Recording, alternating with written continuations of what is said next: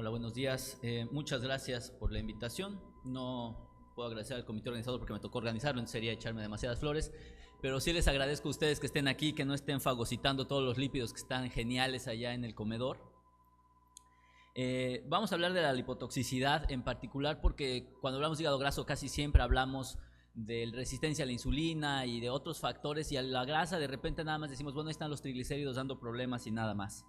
Esto es importante desde un punto de vista epidemiológico por dos motivos. Este es el consumo per cápita de grasas añadidas en Estados Unidos, que como ven va a la alza, y por otro lado tenemos el aumento, en la reducción en el consumo de carbohidratos simples en Estados Unidos, a pesar de que las prevalencias para esa época iban aumentando. Entonces esto nos indica que casi siempre estamos pensando en los carbohidratos simples, en la resistencia a la insulina en nuestros pacientes diabéticos, pero también tenemos que tener muy en cuenta el aspecto de la grasa, y vamos a hablar algunos puntos particulares sobre esto. ¿Qué es lo que ocurre en México? Este es un estudio que acaba de publicar el Instituto Nacional de Salud Pública, en el que podemos ver en el eje de las X con la densidad energética de los alimentos, o sea, entre más hacia la derecha, más densidad energética tienen, y en el eje de las X, que no se alcanza a ver porque se cortó aquí en la diapositiva, es el costo que tiene. Más abajo es más barato, más arriba es más caro. Entonces lo que podemos ver es que en el cuadrante inferior derecho, esta parte, son los alimentos más baratos y con mayor densidad calórica.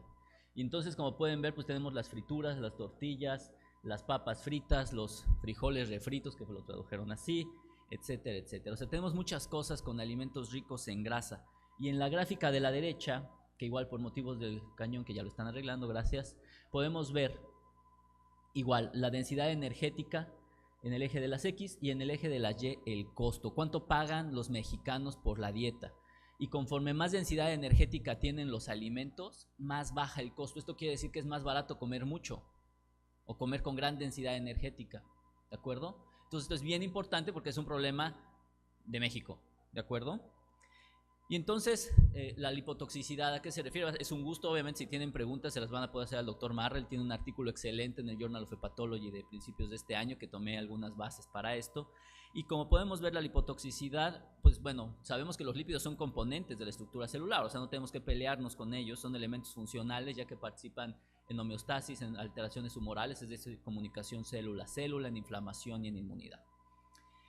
Sin embargo, la acumulación de este exceso de lípidos fuera del tejido adiposo condicionan disfunción o muerte celular, particularmente en 4 lugares, que es corazón, músculo esquelético, páncreas e hígado, y obviamente que nos interesa es el hígado.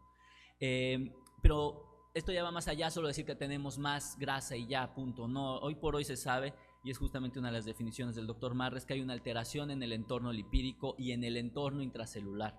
Esto ocasiona no muerte necesariamente, pero sí disfunción de organelos, daño celular y consecuentemente muerte. Únicamente pensamos en los triglicéridos, ¿no?, como este factor fisiopatológico. Sin embargo, parece ser, hay algunas hipótesis de que los triglicéridos parecen tener un efecto protector.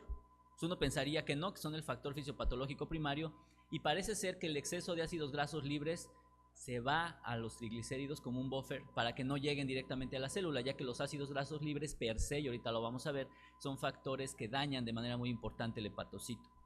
Después tenemos a los ácidos grasos libres propiamente, que pueden ser saturados y no saturados, y entre los más, y obviamente los más tóxicos suelen ser los saturados, ahorita lo veremos. La lisofosfatidilcolina, las ceramidas, el colesterol libre, es algo también que vamos a comentar, y los ácidos biliares, que los ácidos biliares por sí mismos son toda una ruta independiente para el desarrollo de alteraciones fisiopatológicas en pacientes con hígado graso. Este es un pequeño resumen de las vías que más descritas están sobre el tipo de daño que existe asociado a los lípidos, que puede ser obviamente el estrés del retículo endoplásmico. De cada uno de estos hay revisiones extensísimas, obviamente. El objetivo es poderles mostrar cuáles son las más frecuentes: la toxicidad dependiente de JNK o de la sinasa 1-NH2 terminal, de las proteínas BH2, que es unas proteínas de muerte celular BCL2, de los receptores de muerte, que se denominan TRAIL, y obviamente el daño que existe a nivel de las mitocondrias y del estrés oxidativo. Este diagrama lo que muestra es que el daño que ocurre a través de los hígados grasos propiamente, o sea, ya no estamos hablando de resistencia a la insulina ni de otro factor, el ácido graso por sí mismo lo que ocasiona es la formación de algunos poros dependientes de los receptores 5 de Trail que pueden ocasionar daño en la estructura celular. Obviamente se altera el retículo endoplásmico, se activan algunas fuentes independientes para el daño de la mitocondria, lo cual puede condicionar apoptosis.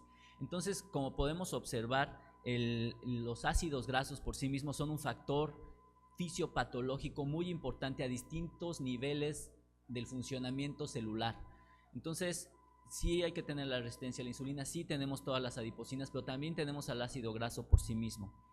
Y este es un concepto que publicaron recientemente en GOT el doctor Gregory Gors, en donde habla que el daño que puede estar determinado por la lipotoxicidad o por los lípidos no necesariamente es muerte celular, sino lo que ocasiona es disfunción de distintas células, como pueden ser las células activadas, los macrófagos y algunas células endoteliales, favoreciendo mecanismos de neovascularización, inflamación, daño mitocondrial y fibrosis.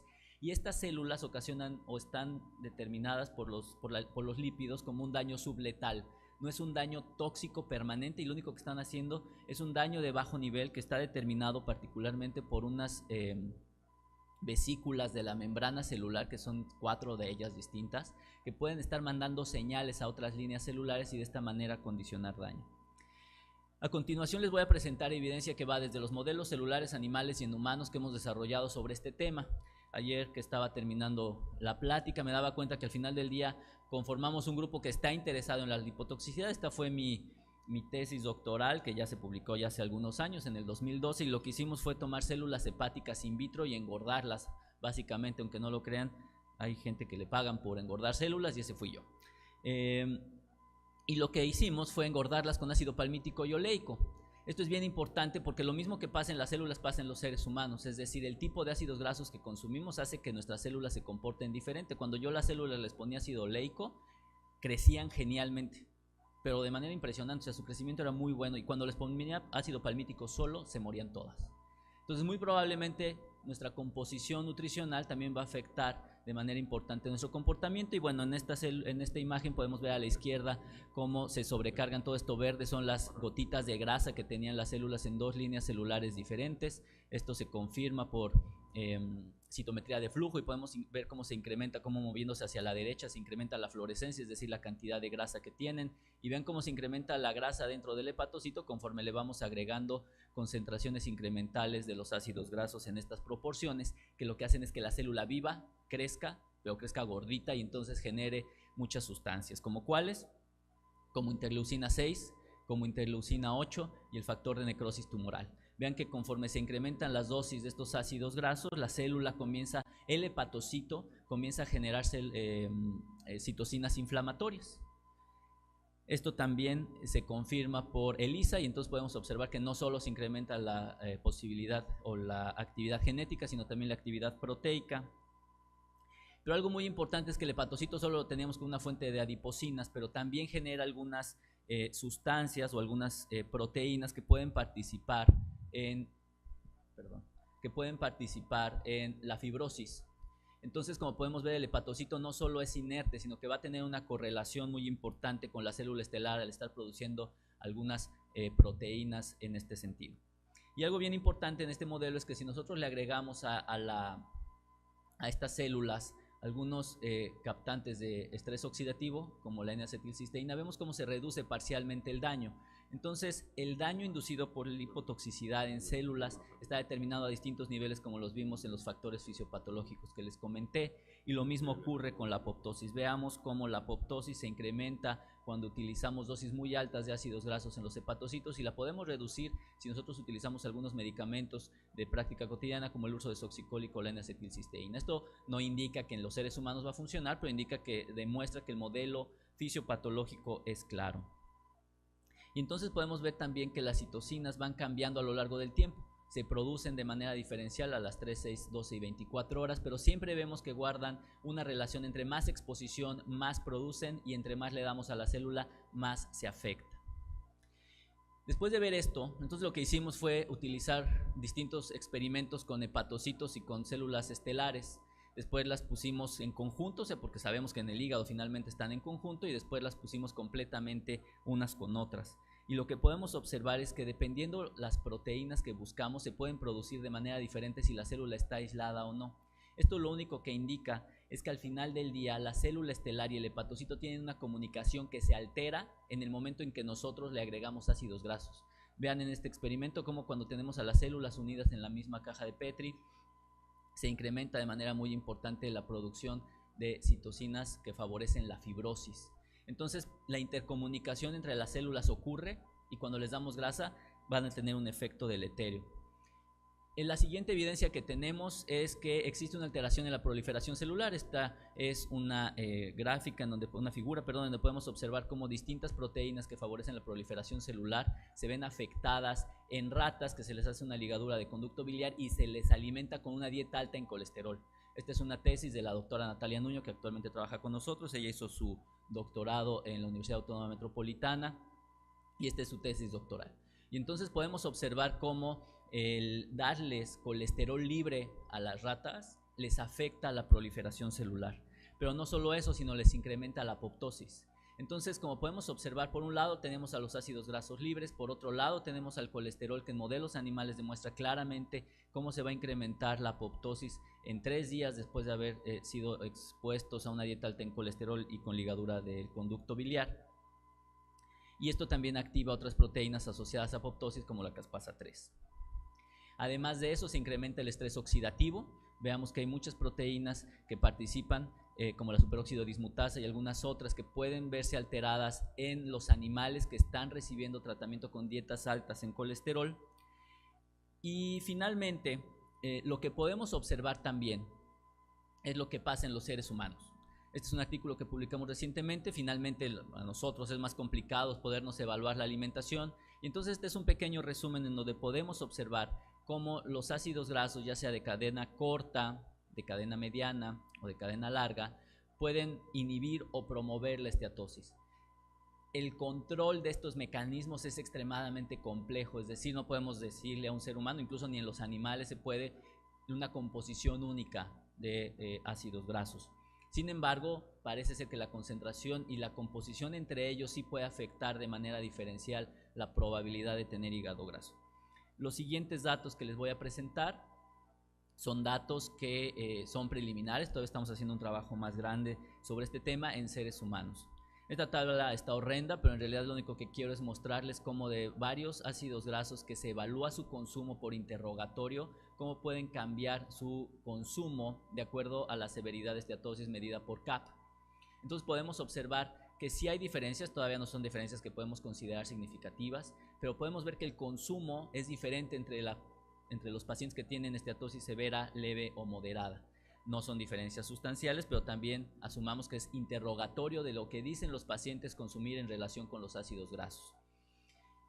Lo que vamos a hacer, y todavía nos queda pendiente, es medir esto en suero, que ya lo tenemos, pero todavía no lo hemos terminado. Pero lo que sí tenemos y les quiero mostrar son los GPR. Los GPR son receptores de ácidos grasos que, una vez que se une el ácido graso a estos receptores, tienen actividad dentro de la célula.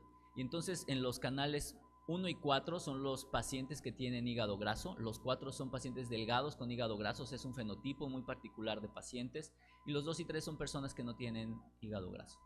Es evidente que hay diferencia en los GPRs, es decir, en los receptores que presentan los pacientes para internalizar los ácidos grasos y tener actividad biológica dentro de la célula. Estos son resultados de PCR, y también algunas isoformas de los receptores activados de peroxisomas. Entonces, como podemos observar, en los seres humanos, así como en los animales, así como en las células, el consumo de ácidos grasos va a tener un impacto en la forma en que nosotros los utilizamos y cómo va a afectar a nuestras células, particularmente a los hepatocitos. Entonces, con esto quiero concluir 3 cosas. Lo primero es que la lipotoxicidad es un factor fisiopatogénico muy complejo, no es tan lineal, y como vimos existen muchas líneas de daño asociado a lípidos. No solo son los triglicéridos, son los ácidos grasos, las ceramidas, el colesterol, los ácidos biliares. Algo que es un reto y que va a ser un reto completamente es evaluar cómo el equilibrio y los tipos de lípidos involucrados determinan las características y magnitud del daño. Este es algo con lo que vamos a tener que jugar mucho en el futuro. Y esto, bueno, tal vez nosotros no tanto, pero sí las estrategias nacionales para la alimentación de la gente van a ser bien importantes, porque como vimos, hoy por hoy seguimos consumiendo alimentos de muy bajo costo, de alta densidad calórica, con altos niveles de lípidos.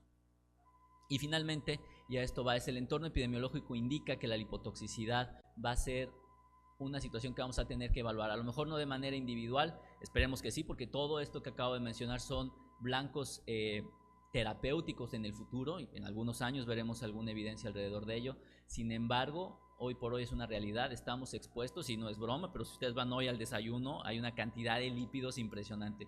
Yo elegí todos ellos, absolutamente, pero no deberíamos de hacerlo. La verdad es que sí es un problema y no nos damos cuenta. Es muy fácil adquirir densidades calóricas altísimas, grandes cantidades de lípidos, y obviamente el impacto que puede tener en nuestra salud todavía no está bien definido, pero es claro que tiene un efecto fisiopatológico. Muchas gracias.